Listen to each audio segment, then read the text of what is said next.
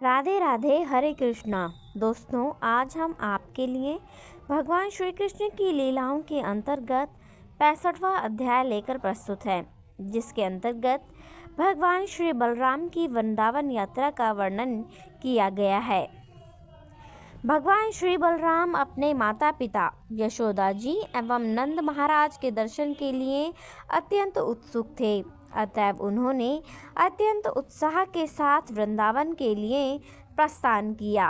वृंदावनवासी दीर्घ काल से श्री कृष्ण एवं बलराम जी के दर्शन के लिए उत्सुक थे।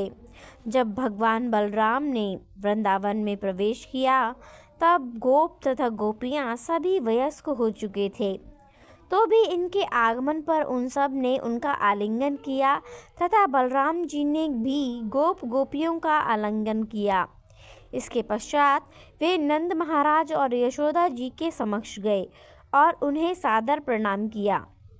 इसके प्रत्युत्तर में माता यशोदा तथा नंद महाराज ने उन्हें आशीर्वाद दिया। उन्होंने बलराम जी को जगदीश्वर और ब्रह्मांड का स्वामी कहकर संबोधित किया। जगदीश्वर वे हैं जो सबका पालन करते हैं। इसका कारण यह था कि श्री कृष्ण एवं बलराम जी दोनों समस्त जीवों का पालन करते हैं। फिर भी उनकी अनुपस्थिति के कारण नंद जी व यशोदा जी ने इतने कष्ट सहन किए थे। इस प्रकार अनुभव करते हुए उन्होंने श्री बलराम जी का आलिंगन किया और अपनी गोद में बिठाकर वे लगातार रोते रहे। उन्होंने अश्रुओं से श्री बलराम जी को भिगो दिया। तत्पश्चात बलराम जी ने वयोवृद्ध गोपों को सादर प्रणाम किया तथा छोटे गोपों का प्रणाम स्वीकार किया। इस प्रकार गोपों के वय तथा संबंध के अनुसार बलराम जी ने उनसे मैत्री भाव का आदान प्रदान किया। अपने समान आयु वाले मित्रों का हाथ पकड़कर उन्होंने उच्च स्वर में हंसते हुए प्रत्येक मित्र का आलिंगन किया। जब गोपों तथा गोप बालों, गोपियों, राजा नंद तथा माता यशोदा ने उनका स्वागत किया, तब संतोष का अनुभव करते हुए भगवान श्री बलराम जी ने आसन ग्रहण किया और उन सब लोगों ने उनको घेर लिया। सर्वप्रथम भगवान श्री बलराम जी ने उनसे उनका कुशल समाचार पूछा। तत्पश्चात वृंदावनवासी उनसे विभिन्न प्रश्न करने लगे, क्योंकि उन्होंने दीर्घकाल से बलराम जी के दर्शन नहीं किए थे। भगवान श्री कृष्ण के कमल नयनों पर मुग्ध होकर वृंदावन वासियों ने भगवान के लिए अपना सर्वस्व त्याग दिया था। श्री कृष्ण से प्रेम करने की अपनी महान इच्छा के कारण उन्होंने स्वर्गलोक प्राप्ति अथवा परम सत्य से एकाकार होने के लिए ब्रह्म ज्योति में लीन होने जैसी किसी वस्तु की कामना भी नहीं की थी। ऐश्वर्यशाली जीवन का उपभोग करने में भी उनकी अभिरुचि नहीं थी। वे गोपों के रूप में वृंदावन गांव में सरल जीवन व्यतीत करने में ही संतुष्ट थे। वे सदैव श्री कृष्ण के चिंतन में मग्न रहते थे और किसी व्यक्तिगत लाभ की कामना नहीं करते थे। उन्हें श्री कृष्ण से इतना अधिक प्रेम था कि उनकी अनुपस्थिति में जब वे बलराम जी से प्रश्न करने लगे, तब उनकी वाणी लड़खड़ा गई। सर्वप्रथम नंद महाराज एवं यशोदा माई ने प्रश्न किया, प्रिय बलराम, क्या वसुदेव जी तथा परिवार के अन्य हमारे मित्र सुखपूर्वक हैं? अब तुम कृष्ण बाल बच्चों वाले विवाहित पुरुष हो और अपने पारिवारिक जीवन के सुख में क्या तुम कभी अपने दीन माता पिता यशोदा देवी और नंद महाराज का स्मरण करते हो? यह अत्यंत सुख का समाचार है कि अत्यंत पापी राजा कंस का तुम्हारे द्वारा वध कर दिया गया है तथा वसुदेव जी और उनके समान अन्य लोग जिन्हें कंस ने पीड़ित कर दिया था, अब मुक्त हो गए हैं। यह भी अतिशय सुसमाचार है कि तुमने तथा श्री कृष्ण ने जरासंध तथा कालियवन को पराजित कर दिया है और अब वे मृत हैं। यह समाचार भी शुभ है कि तुम अब द्वारका नगरी में सुदृढ़ दुर्ग में निवास कर रहे हो। जब गोपियां वहां आईं, भगवान श्री बलराम ने प्रेमपूर्ण नयनों से उन पर दृष्टिपात किया। श्री कृष्ण तथा बलराम जी की अनुपस्थिति के कारण दीर्घकाल से दुखी गोपियां अब अत्यंत हर्षित हो गईं और दोनों भाइयों की कुशलता के विषय में प्रश्न करने लगीं। उन्होंने बलराम जी से विशेष रूप से प्रश्न किया कि क्या श्री कृष्ण द्वारकापुरी की विदुषी स्त्रियों से घिरे हुए जीवन का आनंद ले रहे हैं? क्या वे कभी कभी अपने पिता नंद जी तथा माता यशोदा जी एवं अन्य मित्रों का स्मरण करते हैं, जिनके साथ यहाँ वृंदावन में वे अत्यंत आत्मीयता पूर्वक व्यवहार करते थे? क्या श्री कृष्ण की अपनी माता यशोदा जी के दर्शन हेतु यहाँ आने की कोई योजना है? और क्या वे उनके सानिध्य से वंचित हम दीन गोपियों का कभी स्मरण करते हैं? हो सकता है कि द्वारका की सुसंस्कृत नारियों के मध्य श्री कृष्ण हमें भूल गए हों, किंतु जहाँ तक हमारा संबंध है, हम फूल एकत्र करके माला गूंथकर अभी भी श्री कृष्ण का स्मरण कर रही हैं। किंतु जब वे नहीं आते हैं, तब हम रो रो कर अपना समय व्यतीत कर देती हैं। काश वे यहाँ आकर हमारी बनाई हुई ये मालाएं स्वीकार कर लेते। दृढ़ाज के वंशज हे भगवान श्री बलराम, आपको ज्ञात है कि श्री कृष्ण की मैत्री के लिए हम कुछ भी त्याग देंगी। अत्यंत दुख में भी व्यक्ति अपने परिवार के सदस्यों से संबंध नहीं छोड़ पाता है। यद्यपि यह अन्य लोगों के लिए असंभव हो सकता है, किंतु हमने अपने त्याग की चिंता किए बिना अपने माता पिता, बहन व संबंधियों को छोड़ दिया था। फिर अचानक श्री कृष्ण ने हमें त्याग दिया और दूर चले गए। उन्होंने हमारे घनिष्ठ संबंध को बिना गंभीरता से सोचे विचारे ही तोड़ दिया और परदेश चले गए। किंतु वे इतने चतुर व चालाक थे कि उन्होंने सुंदर शब्दों की रचना कर ली। उन्होंने कहा, प्रिय गोपियों, चिंता मत करो। तुमने मेरी जो सेवा की है, उसका मूल्य चुकाना मेरे लिए असंभव है। कुछ भी हो, हम स्त्रियां हैं, तो हम उन पर अविश्वास कैसे कर सकती थीं? अब हम समझ सकती हैं कि उनके मीठे शब्द केवल हमें छलने के लिए ही थे। श्री कृष्ण की वृंदावन से अनुपस्थिति पर उल्हाना देती हुई एक अन्य गोपी कहने लगी, प्रिय बलराम जी, वास्तव में हम तो ग्रामबालाएं हैं, अतः श्री कृष्ण इस प्रकार हमको छल सकें, किंतु द्वारका की नारियों का क्या होगा? मेरे विचार में वे हमारी जैसी मूर्ख नहीं हैं। हम ग्रामीण युवतियों को श्री कृष्ण छल सकते हैं, किंतु द्वारका नगर की युवतियां अत्यंत चतुर व बुद्धिमती हैं। अतएव यदि ऐसी नागरी युवतियों को भी श्री कृष्ण छल सकें और वे उनके शब्दों पर विश्वास कर सकें, तो मुझे अत्यंत आश्चर्य होगा। तत्पश्चात एक अन्य गोपी ने कहना प्रारंभ किया, प्रिय सखा, शब्दों के उपयोग में श्री कृष्ण अत्यंत चतुर हैं। इस कला में कोई उनसे प्रतियोगिता नहीं कर सकता है। वे इतने मधुर शब्दों की रचना कर सकते हैं और इतना मधुर वार्तालाप कर सकते हैं कि किसी भी स्त्री को हृदय धोखा खा जाएगा। इसके अतिरिक्त उन्होंने अत्यंत आकर्षक ढंग से मुस्कुराने की कला में पूर्णता प्राप्त कर ली है। उनकी मुस्कान के दर्शन करके स्त्रियां उनके पीछे पागल हो जाती हैं और बिना किसी असमंजस के उनको आत्मसमर्पण कर देती हैं। यह सुनकर एक अन्य गोपी ने कहा, प्रिय सखियों, श्री कृष्ण के विषय में वार्तालाप करने से क्या लाभ? यदि वार्तालाप करके ही समय व्यतीत करने में तुम्हारी रुचि है, तो आओ श्री कृष्ण के अतिरिक्त किसी अन्य विषय पर वार्तालाप करें। यदि क्रूर श्री कृष्ण हमारे बिना अपना समय व्यतीत कर सकते हैं, तब हम श्री कृष्ण के बिना अपना समय व्यतीत क्यों नहीं कर सकती? वास्तव में श्री कृष्ण हमारे बिना भी अपने दिवस अत्यंत सुखपूर्वक व्यतीत कर रहे हैं, किंतु भेद यह है कि हम उनके बिना अपने दिवस सुखपूर्वक नहीं व्यतीत कर सकती हैं। जब गोपियाँ इस प्रकार वार्तालाप कर रही थीं, तब श्री कृष्ण के प्रति उनकी भावनाएं तीव्रतर होती गईं।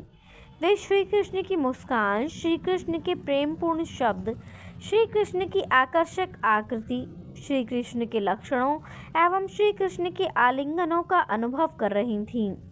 उनकी आनंदमय अनुभूतियाँ इतनी तीव्र थीं कि उन्हें ऐसा प्रतीत हुआ कि श्री कृष्ण स्वयं वहाँ उपस्थित हैं और उनके समक्ष नृत्य कर रहे हैं। श्री कृष्ण की मधुर स्मृतियों के कारण वे अपने अनुओं को न रोक सकीं और बिना विचार किए ही रोने लगीं। भगवान श्री बलराम गोपियों की आनंदमय अनुभूतियों को समझ सकते थे, अतः वे उन्हें सांत्वना देना चाहते थे। वे निवेदन प्रस्तुत करने में निपुण थे और इस प्रकार गोपियों से अत्यंत सम्मानपूर्वक व्यवहार करते हुए उन्होंने इतनी चतुराई से श्री कृष्ण की कथाएं प्रारंभ की कि गोपियां संतुष्ट हो गईं। वृंदावन में गोपियों को संतुष्ट रखने के हेतु भगवान श्री बलराम ने निरंतर 2 मास तक वहाँ निवास किया।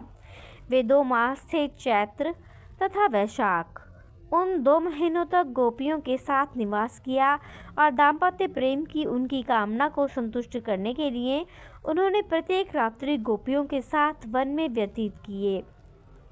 इस प्रकार उन 2 महीनों में बलराम जी ने गोपियों के साथ रासलीला का भी आनंद उठाया। यह बसंत ऋतु का समय था, अतः यमुना के तट पर विभिन्न पुष्पों की सुगंध लिए मंद समीर बह रहा था और वायु में विशेष रूप से कौमुदी पुष्पों की सुगंध मिश्रित थी। आकाश में चंद्रिका का साम्राज्य था और सर्वत्र चांदनी फैली हुई थी, जिससे कि यमुना के तट अत्यंत प्रकाशित एवं मनमोहक प्रतीत हो रहे थे। भगवान श्री बलराम ने वहां गोपियों के सानिध्य का आनंद उठाया। वरुण नामक देवता ने अपनी पुत्री वारुणी को वृक्षों से स्त्रवित होते हुए मधुपर्क के रूप में वहां भेजा। इस मधुपर्क के कारण समस्त वन सुगंधित हो गया। मधुपर्क वारुणी की मधुर गंध ने बलराम जी को मुग्ध कर लिया। वारुणी के बाद स्वाद पर बलराम जी एवं समस्त गोपियां अत्यधिक आकर्षित हो गईं और उन सब ने एक साथ उनका पान किया। इस प्राकृतिक मदिरा का पान करते हुए गोपियों ने भगवान बलराम जी का यशोगान किया और भगवान श्री बलराम ने अत्यंत सुख का अनुभव किया, जैसे कि वे वारुणी नामक मदिरा पीकर मदोन्मत्त हो गए हों। उनके नेत्र मनोहर मुद्रा में घूम रहे थे। उन्होंने लंबी लंबी वनमालाएं धारण की थीं और इस दिव्य आनंद के कारण समस्त स्थिति प्रसन्नता का एक महान उत्सव प्रतीत होती थी। भगवान श्री बलराम अत्यंत मोहकता से मुस्कुरा रहे थे और उनके मुख को विभूषित करते हुए श्रमबिंदु शीतल ओस कणों के समान प्रतीत होते थे। जब बलराम जी इस प्रकार की प्रसन्न मनः स्थिति में थे, तब उन्होंने यमुना के जल में गोपियों के सानिध्य का आनंद उठाने की कामना की।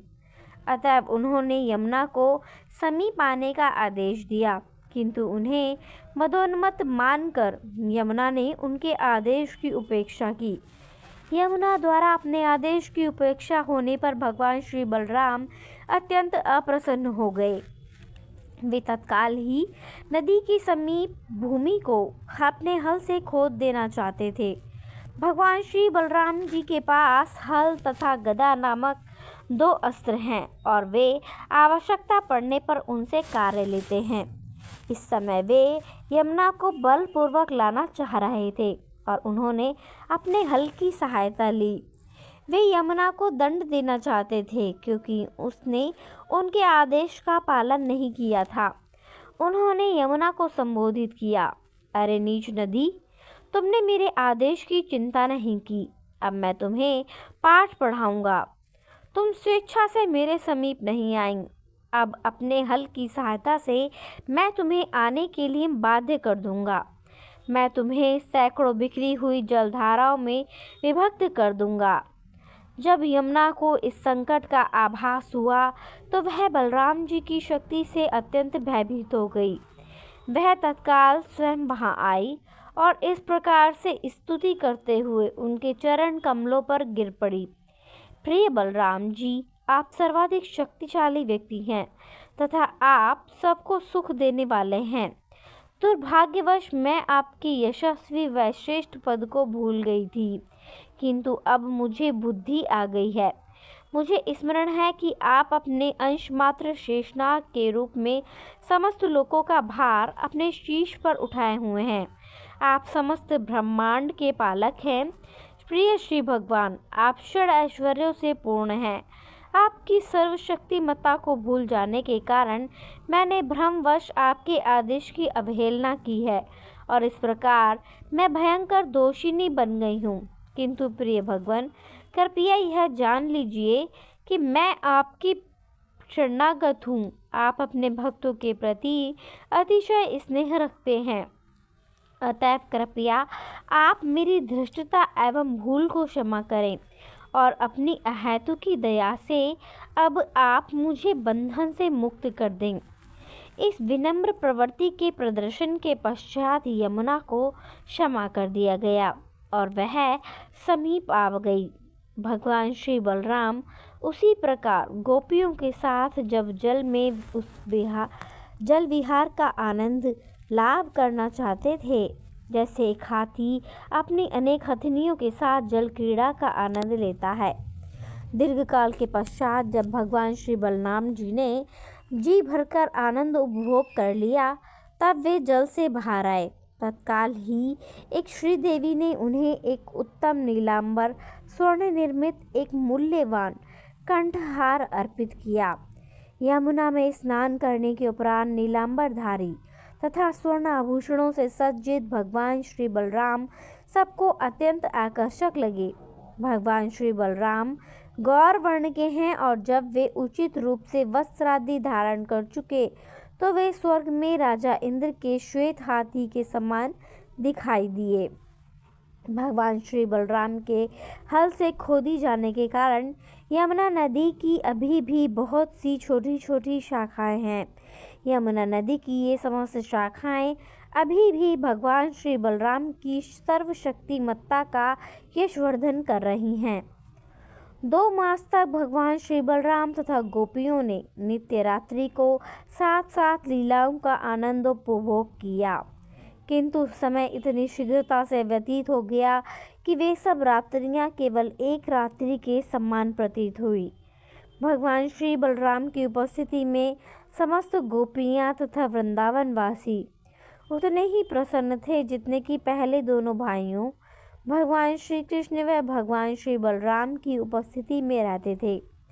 इस प्रकार लीला सर्वोच्चतम भगवान श्री कृष्ण की कथा के अंतर्गत भगवान श्री बलराम की वृंदावन यात्रा नामक 65वां अध्याय का भक्ति वेदांत तात्पर्य संपूर्ण हुआ। राधे राधे, हरे कृष्णा, धन्यवाद।